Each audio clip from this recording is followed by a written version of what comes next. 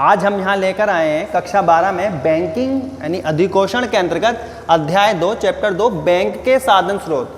Bank के साधन स्रोत यानी बैंक अपनी आवश्यकताओं की पूर्ति करने के लिए कहाँ से धन लाते हैं, उसके वित्तीय स्रोत क्या हैं, यानी वो भी तो इनकम करने बैठे हैं ना, तो वो किन किन साधनों से अपने धन को प्राप्त करते हैं। आज हम उन्हीं साधन स्रोतों की बात करेंगे। ये चैप्टर इम्पोर्टेंट भी है, बोर्ड में मोस्टली आता भी है। तो बैंक के साधन स्रोत यानी कहाँ से वो अपनी पूंजी प्राप्त कर रहे हैं, तो बैंक 5 साधनों से अपनी पूंजी प्राप्त करते हैं, जिसमें सबसे पहला है अंश पूंजी। सबसे पहला साधन है अंश पूंजी। अंश पूंजी क्या होता है, बैंक प्रारंभ में व्यापारिक बैंक जो थे वो व्यापारिक बैंकों में व्यापारियों की पूंजी लगी होती थी।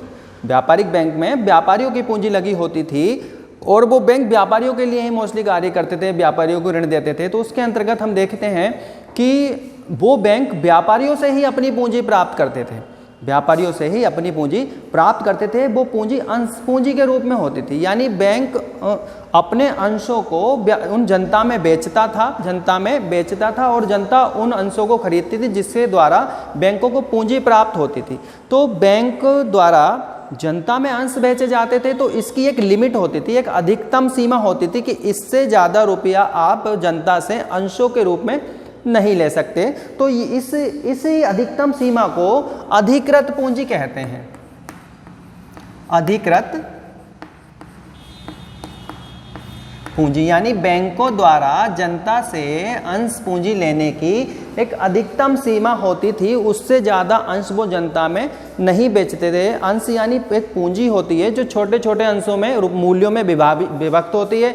10 रुपये का अंश, 100 रुपये का अंश, 500 रुपये का अंश, 1000 रुपये का अंश, ठीक है। तो ये अंशों में विभक्त होती है पूंजी, तो ये अधिकृत पूंजी है। अब उसमें इसकी लिमिट होती थी कि इससे ज़्यादा आप जनता में अंशों को नहीं बेच सकते, ठीक है। तो ये अधिकृत पूंजी होती है।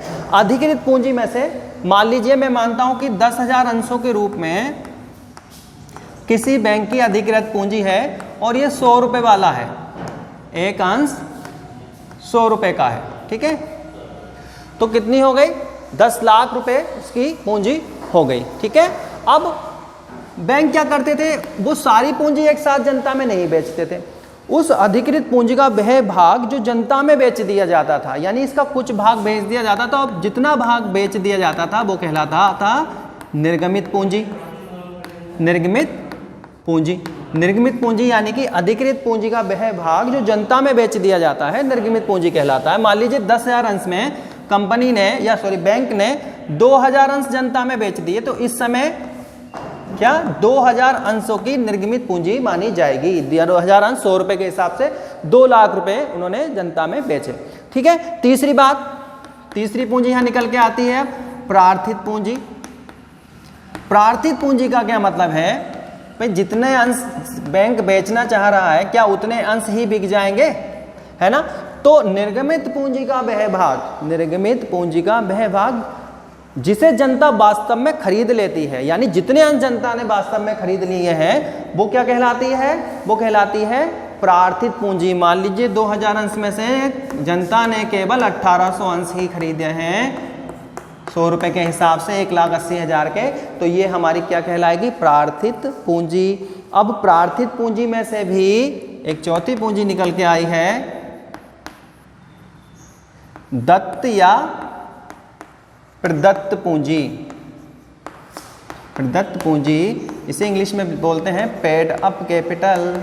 Paid up capital, paid up capital का मतलब प्रार्थित पूंजी। अब 1,80,000 रुपये का जनता के पास है, उस 1,80,000 में से जनता ने वास्तव में कितने रुपए बैंक को चुका दिए हैं, तो वो कहलाती है दत्त पूंजी, ठीक है। जितने रुपए बैंक को प्राप्त हो गए हैं, 1,80,000 पूरे प्राप्त नहीं होते हैं, धीरे धीरे किस्तों में प्राप्त होते हैं। तो जितनी, कुछ अंशधारी पैसे भी नहीं देते हैं, जितनी पूंजी वास्तव में बैंक को प्राप्त हो जाती है वो कहलाती है दत्त पूंजी, ठीक है। यही बैंक का वास्तविक दायित्व होती है जिसे वो उसे जनता को वापस करना पड़ता है, ठीक है। तो ये हमने पहला टॉपिक था अंश पूंजी से 4 भागों में बांटा है। बैंक के साधन स्रोत के अंतर्गत दूसरा टॉपिक तो दूसरा टॉपिक है, अभी हमने पहला टॉपिक पढ़ा था अंश पूंजी, इसमें हमने 4 प्रकार की पूंजी पढ़ी थी।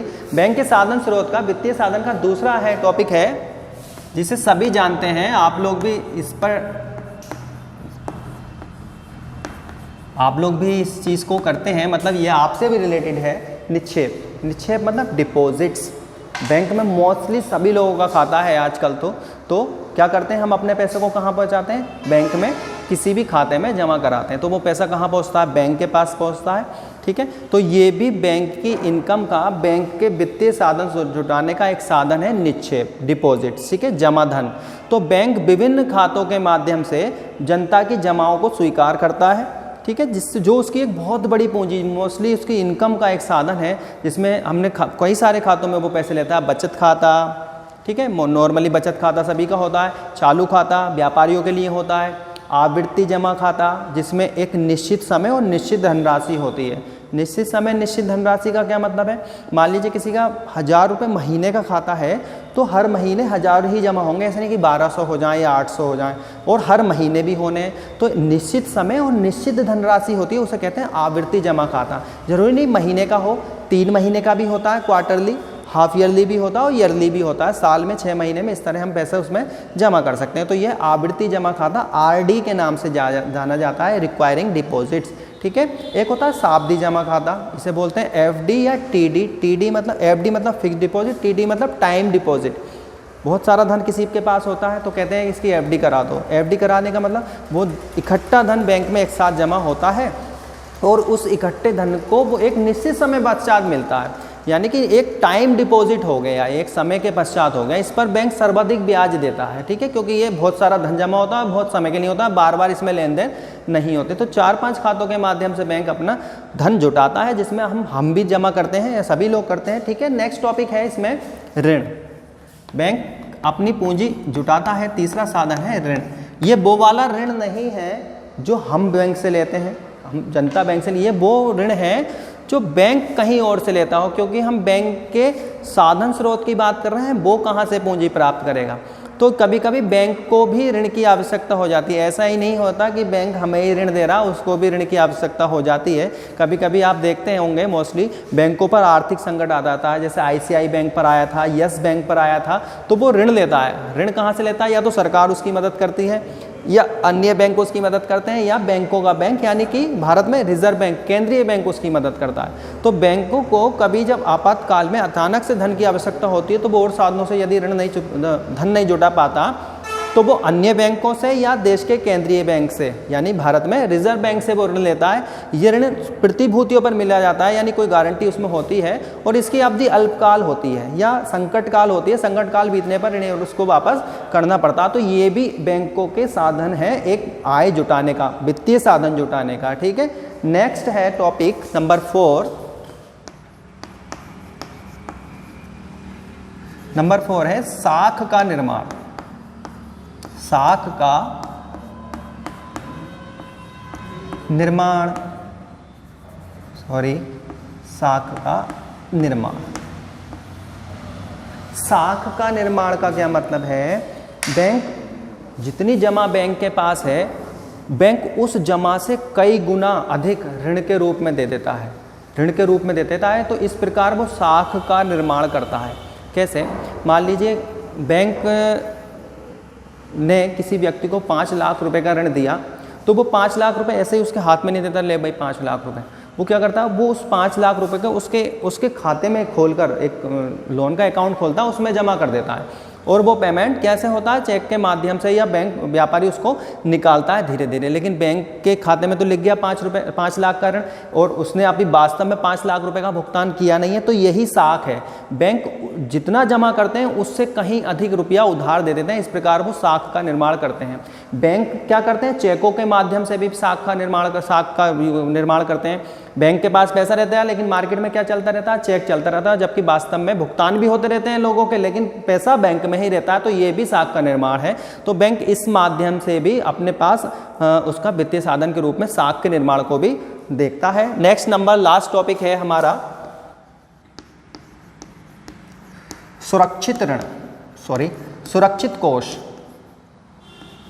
सुरक्षित कोष लोग कहते हैं जो जितनी आमदनी है, अब यदि वो सभी खर्च कर दी तो फिर कोई कमाने का फ़ायदा नहीं। क्या ज़रूरी है व्यक्तियों के लिए, सभी के लिए क्या ज़रूरी है? बचत।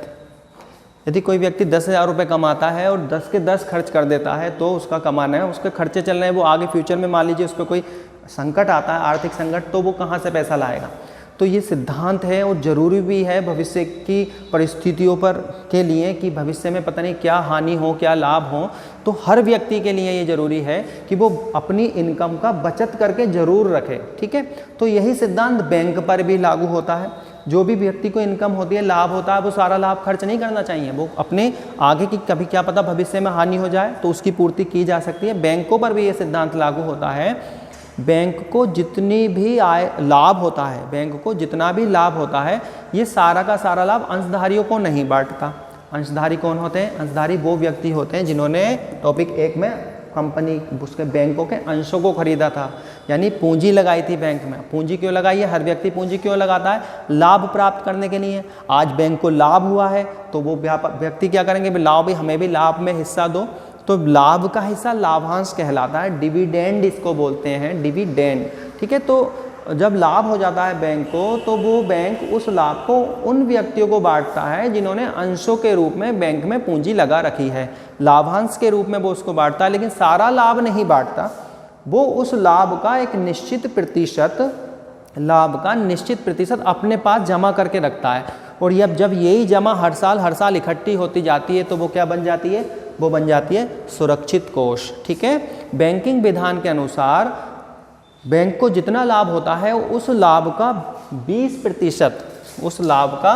20% सुरक्षित कोष में रखना अनिवार्य है। बाकी का 80% लाभ वो अंशधारियों में लाभांश के रूप में बांट सकता है, लेकिन ये 20% अनिवार्य रूप से उसे सुरक्षित कोष में रखना पड़ता है। ये भी उसकी इनकम है। कैसे इनकम है? अगर उसको जरूरत पड़ेगी तो ये भी तो वित्तीय साधन है। बैंक इन साधन का उपयोग अपने संकट काल में, हानि में या विकट परिस्थितियों में करता है, तो ये भी तो साधन है, वो कहीं से भी कर सकता है। मैंने बताया था अभी केवल 2000 अंश ही बेचे हैं, तो अंशों को और बेच सकता है, क्योंकि इसकी सीमा मैंने 10,000 बताई थी, 2000 निर्गमित बताए थे, अब उसमें से और बेच सकता है। निक्षेप जमाओ, जनता से जमाओ स्वीकार कर सकता है। यदि ये भी नहीं होती है तो ऋण ले सकता है। इस माध्यम से और भी पैसा होता है। यदि वो फिर भी उसके पास वित्तीय साधन के रूप में एक चीज़ और रखी है, क्या?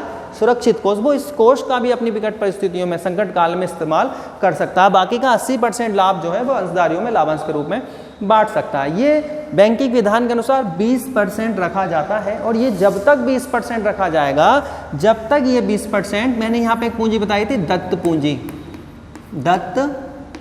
जब तक ये 20% इस दत्त पूंजी के बराबर ना हो जाए तब तक 20% रखना उसको अनिवार्य होता है। ठीक है, तो ये बैंक के वित्तीय साधन थे कि बैंक अपना धन कहाँ से, अपने व्यवसाय को चलाने के लिए वो धन कहाँ से लाता है। तो उसके साधनों के अंदर हमने 5 साधन अभी पढ़े, जिसमें पहला था अंश पूंजी, अंशों को बेचकर, निक्षेप, जनता से जमाएं स्वीकार करके, ऋण अन्य बैंकों से या रिजर्व बैंक से ऋण लेकर, साख का निर्माण करके, चेकों के माध्यम से या अधिक ऋण देकर साख का निर्माण करता है, और कोषों के, सुरक्षित कोषों के रूप में लाभ को रोककर। तो ये आज का हमारा टॉपिक था, जिसमें हमने बैंकों के साधन स्रोत पढ़े। आगे मिलेंगे नेक्स्ट वीडियो में। जब तक के लिए धन्यवाद।